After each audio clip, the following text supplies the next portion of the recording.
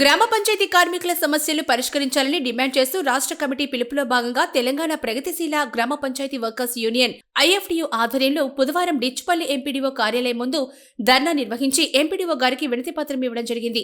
ఈ సందర్భంగా టీయూసీఐ జిల్లా ప్రధాన కార్యదర్శి ఎం సుధాకర్, జిల్లా నాయకులు బి మురళి మాట్లాడుతూ తెలంగాణ రాష్ట్రంలోని 12,741 గ్రామ పంచాయతీల్లో సుమారు 50,000కు పైగా మల్టీపర్పస్ వర్కర్స్ గా విధులు నిర్వహిస్తున్న గ్రామ పంచాయతీ వర్కర్లు అనేక సమస్యలతో ఇబ్బందులు పడుతున్నారని అన్నారు. ధరలు పెరుగుతున్నా వేతనాలు పెరగడం లేదన్నారు. జీపీ కార్మికులకు 4 నుంచి 6 నెలలుగా వేతనాలు పెండింగ్ లో ఉన్నాయన్నారు. కనీస వేతనాలను జీవో 11 లేదా 14 ప్రకారం ఇవ్వాలన్నారు. ఎన్నికల సమయంలో కాంగ్రెస్ పార్టీ హామీ ఇచ్చిన ప్రకారం గ్రామ పంచాయతీ వర్కర్లను పర్మనెంట్ చేయాలన్నారు. ఇందిరమ్మ గృహాలు, డబుల్ బెడ్రూమ్ ఇళ్లలో జీపీ కార్మికులకు ప్రథమ ప్రాధాన్యం ఇవ్వాలన్నారు. ఇన్సూరెన్స్ సౌకర్యం, ఉద్యోగ భద్రత కల్పించాలన్నారు. ప్రతి నెల శానిటేషన్ వస్తువులు, భద్రతా పరికరాలు ఇవ్వాలన్నారు. ప్రతి నెల 5వ తేదీలోపు జీతాలివ్వాలని, రోజుకు 8 గంటలే పని చేయించాలని అన్నారు.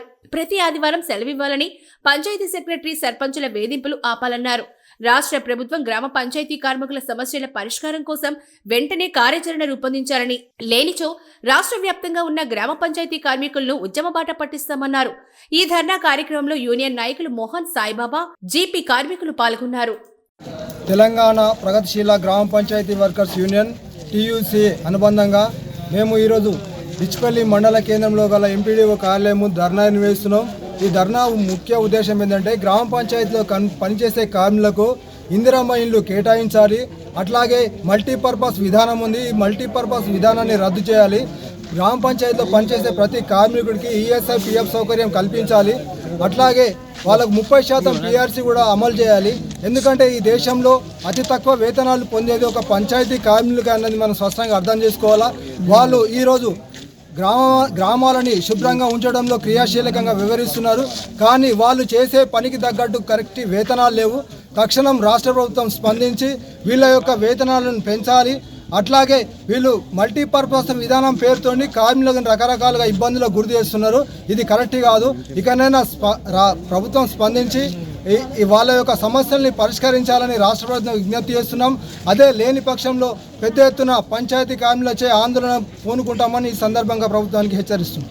తెలంగాణ రాష్ట్రంలోని గ్రామ పంచాయతీ కార్మికులు ఎదుర్కొంటున్నటువంటి సమస్యలను పరిష్కరించాలని డిమాండ్ చేస్తూ తెలంగాణ ప్రగతిశీల గ్రామ పంచాయతీ వర్కర్స్ యూనియన్ టీయూసీఐ రాష్ట్ర కమిటీ ఆధ్వర్యంలో ఈరోజు రాష్ట్ర వ్యాప్తంగా అన్ని మండల కేంద్రాల్లో ఎంపీడీఓ కార్యాలయాల ముందు ధర్నాలు నిర్వహించాలని చెప్పేసి రాష్ట్ర కమిటీ పిలుపునిచ్చింది.